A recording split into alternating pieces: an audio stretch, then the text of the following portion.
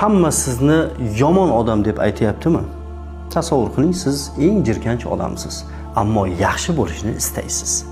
Yoki yaxshi odamsiz-u, yanada hikmatli va payg'ambar alayhisalom yaxshi ko'rgan insonlardan bo'lishni istayapsizmi? Men sizga bitta ajoyib ishni tavsiya qilmoqchiman. Tasavvur qiling, bir yilimiz 365 kundan iborat.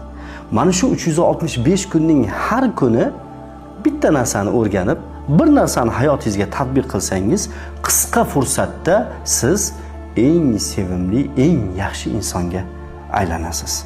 Birinchisi, suyukli payg'ambarim bilan 365 kun kitobi. Mana shu kitobdan boshlasangiz ham bo'ladi.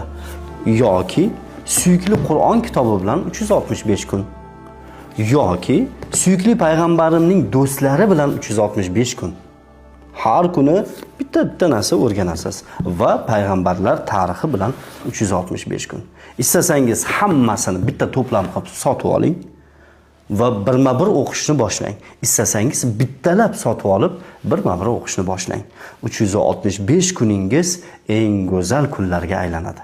Mazkur kitoblarni Uzun Marketning Munir nashriyoti rasmiy do'koni orqali xarid qilishingiz mumkin. Yoki izohlarda plus belgisini qoldirsangiz ham bo'ladi.